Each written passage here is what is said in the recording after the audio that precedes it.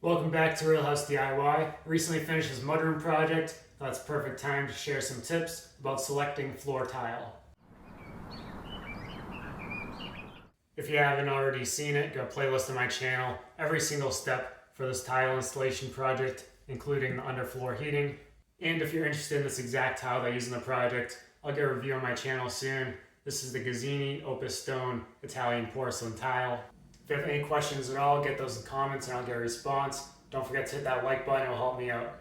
The first thing you want to think about for a new tile project is where you're going to buy a tile.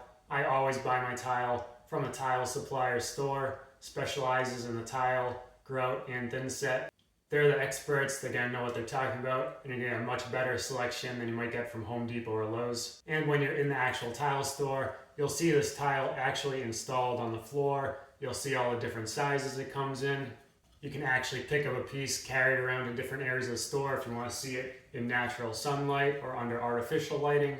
Your local tile store will let you bring home samples, different sizes and colors, so you can lay them out in your room until you'll be able to see it in your space with your lighting. In this room, for example, we have the bright white walls. It's reflecting a lot of light. Right now I have these overhead soft white LEDs on. And so this flooring with the overhead lights on, get a little bit of that beige tone. Versus with the lights off, you get the natural sunlight coming in. Get a lot less of the beige, more white color. When you lay out the samples in the different sizes, you get a really good idea of what it's going to look like for large tiles versus small tiles. We're originally looking at as small as a 4x8 tile in this space. We're really glad we went with a 16x24 large format tile. So you can imagine a 4x8 tile, you can get much more of a cobblestone type look with this running bond pattern.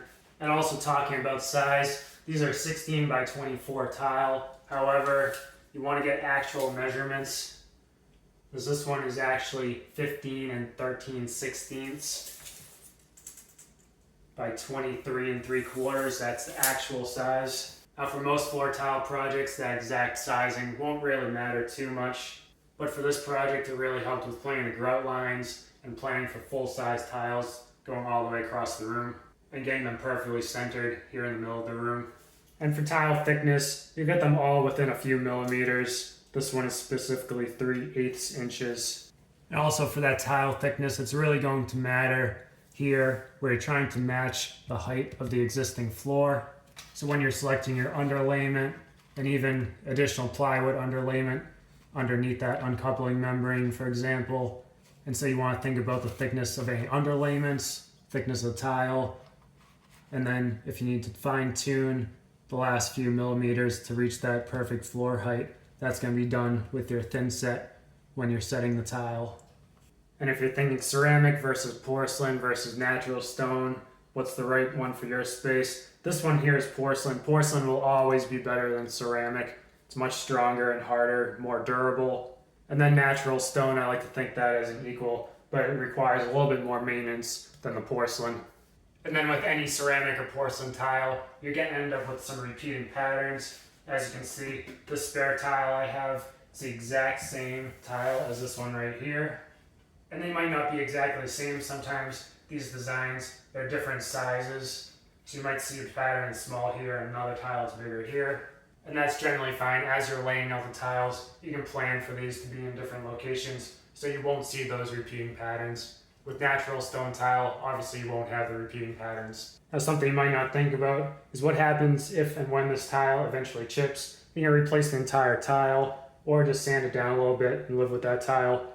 And what you want to look at is the body color of the tile. So the edge color, this one here, the edge color is darker.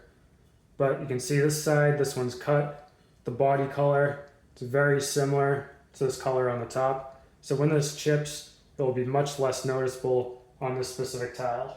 You might also think about how you're going to be cutting your tile. For this one, I just used a masonry blade on a grinder. So you can see there's some tiny little chips along that cut edge. And for this project, didn't matter at all. Any of the cut edges at the far sides get covered up with a baseboard trim or other molding.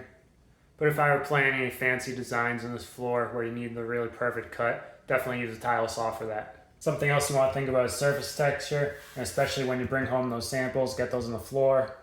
These ceramic and porcelain tiles, these will all be safe and slip resistant. However, some of your natural stone tiles, such as marble, might be a little bit slippery. Then you'll also want to actually walk on these floors barefoot and see what it really feels like if you're going to be walking across these, say this for a mudroom, or even more important for a bathroom. Some of your floor tiles will be perfectly flat. This one has a bit of a wavy, natural texture to it. And you can really see that in the edge detail. It looks like a rough cut stone edge. And that gives you the option when you're grouting. You can get the grout a little bit higher and really show off those edges. Versus this spot right here, the grout's a little bit lower right there, so it's more of a straight line. Here on this piece, you can see that edge really dips down. You can see that texture. When you're in the tile store, they'll help you match grout colors to the sample tiles that you're bringing home to look at. And those grout samples, they come in small plastic sticks, and they have tons of those grout samples. You can bring a whole bunch of different colors home to look at. Hope you found this video helpful, and thanks for watching.